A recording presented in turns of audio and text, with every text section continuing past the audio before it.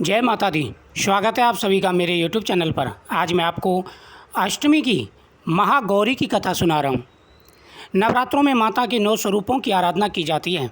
माता अपने भक्तों की सभी मनोकामनाएं पूरी करती हैं। नवरात्रों के 8वें दिन माता के 8वें स्वरूप महागौरी की पूजा की जाती है। 8वें दिन की पूजा देवी के मूल भाव को दर्शाता है। देवी भागवत पुराण में बताया गया है कि देवी माँ के 9 रूप और 10 महाविद्याएँ सभी आदि शक्ति के अंश और स्वरूप हैं, लेकिन भगवान शिव के साथ उनके अर्धांगिनी के रूप में महागौरी सदैव विराजमान रहती हैं। इनकी शक्ति अमोघ और सगफलदायिनी है। महागौरी की पूजा मात्र से ही भक्तों के सभी पाप धुल जाते हैं और वह व्यक्ति अक्षय पुण्य का अधिकारी हो जाता है। ज़्यादातर घरों में नवरात्रों की अष्टमी तिथि के दिन कन्या पूजन किया जाता है। वही कुछ लोग नवमी तिथि के दिन भी कन्या पूजन करते हैं। शिव पुराण के अनुसार महागौरी को 8 साल की उम्र में ही अपने पूर्व जन्म की घटनाओं का आभास हो गया था। उन्होंने इसी उम्र में ही भगवान शिव को अपना पति मान लिया था और शिव को पति के रूप में पाने के लिए उन्होंने कठोर तपस्या की थी। इसलिए अष्टमी तिथि को महागौरी के पूजन का विधान है। इस दिन दुर्गा सप्तशती के मध्यम चरित्र का पाठ करना बेहद ही शुभ फलदायी होता है। जो लोग 9 दिन का व्रत नहीं रख पाते वे पहले और 8वें दिन का व्रत पूरा करें तो 9 दिन के व्रत का फल प्राप्त हो जाता है। देवी भागवत पुराण के अनुसार देवी पार्वती अपनी तपस्या के दौरान केवल कंदमूल फल और पत्तों का आहार करती थी। बाद में माता केवल वायु पीकर ही तप करना आरंभ कर दिया था। तपस्या से माता पार्वती को महान गौरव प्राप्त हुआ, इससे उनका नाम महागौरी पड़ा। माता की तपस्या से प्रसन्न होकर भगवान शिव ने उनको गंगा में स्नान करने के लिए कहा। जिस समय माता पार्वती गंगा में स्नान करने गईं, तब देवी का एक स्वरूप श्याम वर्ण के साथ प्रकट हुआ जो कौशिकी कहलाई, और एक स्वरूप उज्ज्वल चंद्र के समान प्रकट हुआ जो महागौरी कहलाई।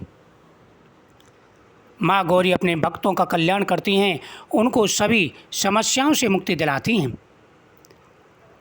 देवी भागवत पुराण के अनुसार माँ गौरी का वर्ण रूप से गौर तथा सफ़ेद है। इनके वस्त्र व आभूषण भी सफ़ेद रंग के हैं। माँ का वाहन वृषभ बैल है जो भगवान शिव का ही वाहन है। माँ का दाहिना हाथ अभय मुद्रा में है और नीचे वाले हाथ में दुर्गा शक्ति का प्रतीक त्रिशूल है। माँ गौरी के ऊपर वाले हाथ में शिव का प्रतीक डमरू है। डमरू धारण करने के कारण माँ को शिवा के नाम से भी जाना जाता है। माँ का नीचे वाला हाथ अपने भक्तों को अभय देता हुआ वर मुद्रा में है और माँ शांत मुद्रा में दृष्टिगत हैं।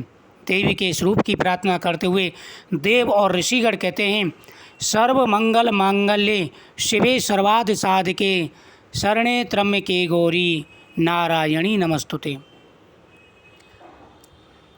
हे माँ गौरी अपने भक्तों के लिए अन्नपूर्णा रूप स्वरूप हैं। यह धन वैभव और सुख शांति की अष्टधात्री देवी हैं। सांसारिक रूप में इनका स्वरूप बहुत ही उज्जवल कोमल श्वेत वर्ण और श्वेत वस्त्रधारी है।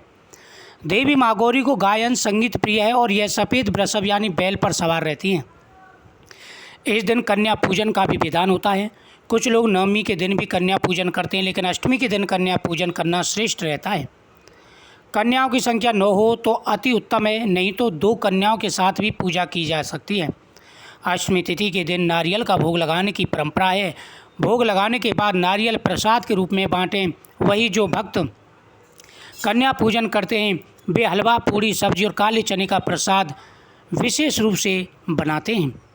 माँ की पूजा करते समय भक्तों को गुलाबी रंग के कपड़े पहनने चाहिए, क्योंकि गुलाबी रंग प्रेम का प्रतीक माना गया है।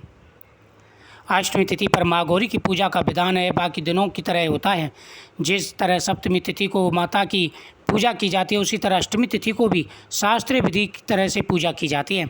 इस दिन माता के कल्याणकारी मंत्र ओम देवी महागौर्ये नमः मंत्र का जाप करना चाहिए और माँ को लाल चुनरी चढ़ानी चाहिए।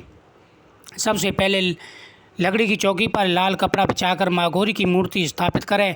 इसके बाद माँ गौरी यंत्र रख स्थापना करनी चाहिए। माँ की कांति भक्तों को सौंदर्य प्रदान करने वाली है।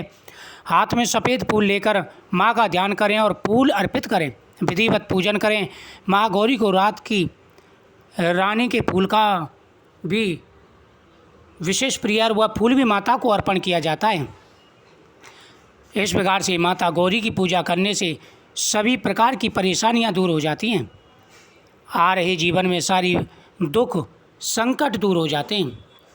माता गौरी की इस कथा को श्रवण मात्र करने से ही यानी सुनने से ही व्यक्ति की हर मनोकामना पूरी हो जाती है। माता गौरी को नारियल और केले का भोग लगा करके उस प्रसाद को स्वयं भी खाना चाहिए।